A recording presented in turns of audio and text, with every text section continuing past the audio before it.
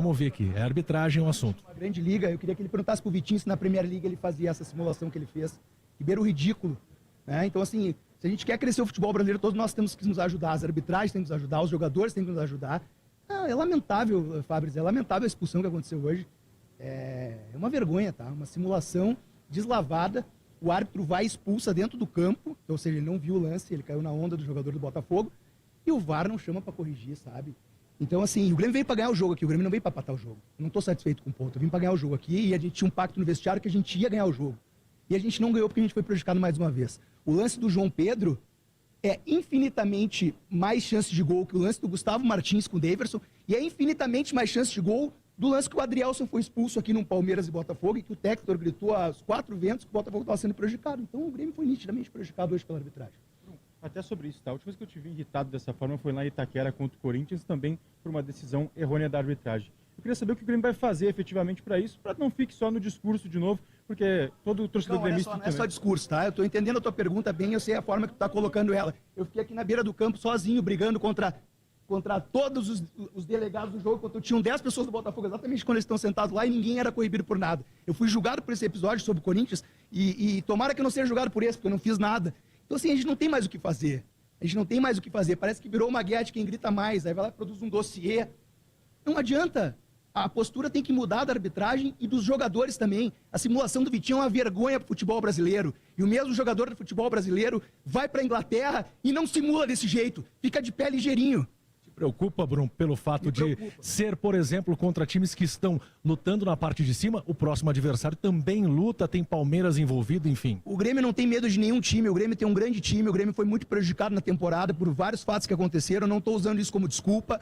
O Grêmio enfrentou de igual para igual o Botafogo e para mim o Grêmio merecia ter vencido o jogo, tá? Então, assim, não me preocupa porque o Grêmio vai fazer um jogo forte, quero convocar a torcida para lotar o máximo de ingressos que a Arena botar à disposição e nós vamos vencer o Fortaleza na sexta.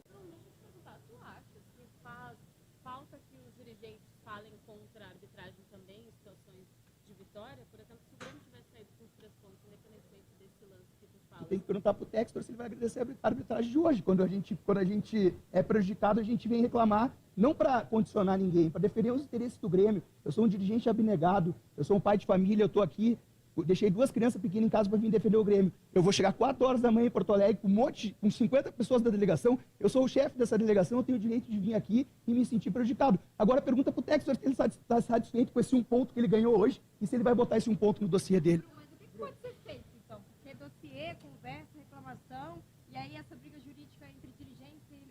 Não é briga jurídica, eu estou vindo aqui atender a imprensa, as perguntas todas, desde a primeira pergunta do César, estão sendo focadas, eu posso responder questões sobre o jogo. Vocês todos estão me perguntando sobre a arbitragem, eu estou insatisfeito com a arbitragem que aconteceu hoje, o Grêmio foi prejudicado em mais de um lance, o jogador expulso no primeiro tempo, o Botafogo muda toda a história do jogo, o Grêmio poderia ter vencido o jogo com uma larga vantagem, com um jogador a mais desde o primeiro tempo.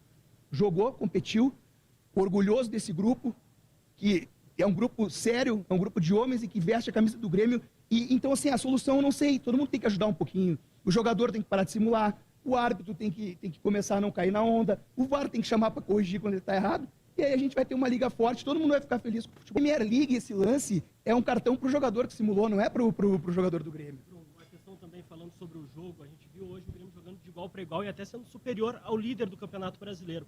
E agora tem o Fortaleza dentro de casa.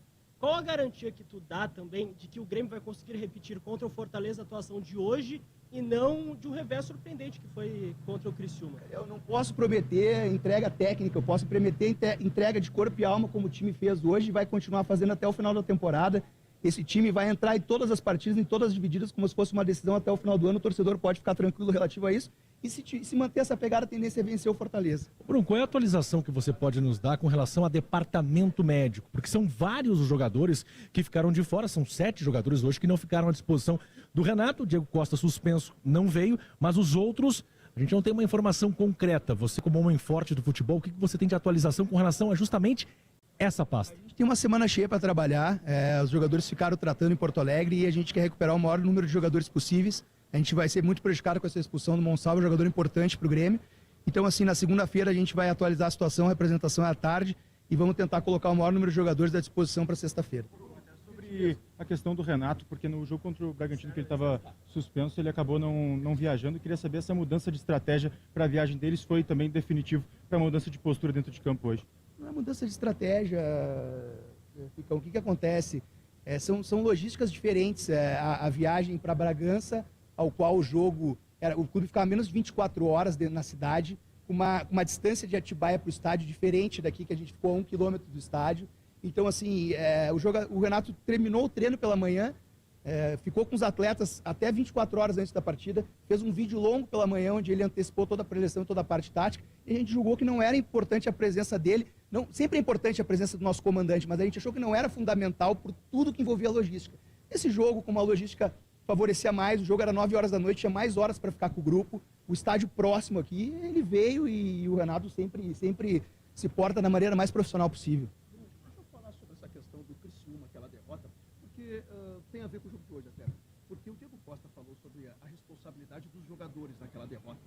E vocês tiveram uma conversa no vestiário, tanto com o Renato, como é de praxe, no pós-jogo, mesmo de cabeça quente, vocês conversam. Mas, pelo que eu entendi, sabendo, os próprios jogadores meio que botaram o dedo na moleira e não, peraí, nós temos que nos mexer. Foi mais ou menos um reflexo que teve hoje aqui, aquela conversa durante a semana com o elenco, e você vindo aqui também dar um discurso um pouco forte, e que o torcedor estava com saudade de ter um diretor falando forte, porque ultimamente ninguém estava falando e todo mundo sabe o porquê, não vê o caso agora. Fabrício, a questão é a seguinte, sempre que há um revés no Grêmio, no próprio vestiário a gente já resolve as questões e debate do motivo. Se esse grupo não fosse muito forte e não apontasse o dedo um para o outro quando a gente precisa melhorar, a gente já tinha feito mudanças. E os jogadores fazem isso sempre que acontece. Ano passado, faltavam 10 rodadas para terminar o campeonato, a gente tomou 3-0 do São Paulo, a gente fez 8 vitórias consecutivas em 10 jogos. Então, assim, tem momentos que a gente se reúne, a gente se fecha, a gente é muito fechado. Estou há 2 anos com esse grupo, eu tenho um orgulho de cada jogador que está aí. E se não tiver vergonha na cara, a gente muda. Todo mundo tem vergonha na cara, todo mundo honra a camiseta do Grêmio. O torcedor pode ficar tranquilo que esse final de temporada vai ser como a torcida quer, muita garra, e convoco todo mundo para sexta-feira na Arena. Aí, vice de futebol do Grêmio, Antônio Brum. E reclamações fortes com relação à arbitragem, principalmente envolvendo, né, Gabardo? A gente ouviu o Brum. Sim. Mais uma aqui, vamos ver aqui. Passos no primeiro tempo, chance clara de gol. O João Pedro sairia na cara do gol. A gente vê no futebol brasileiro outros lances, né, que acontecem isso. E o jogador é expulso indo em diagonal ao meio campo. O Grêmio contesta a expulsão do Monsalvo, que é uma vergonha para o futebol brasileiro, um lance daqueles. E esse acréscimo aí que o árbitro deu no final, pelo amor de Deus, né, gente?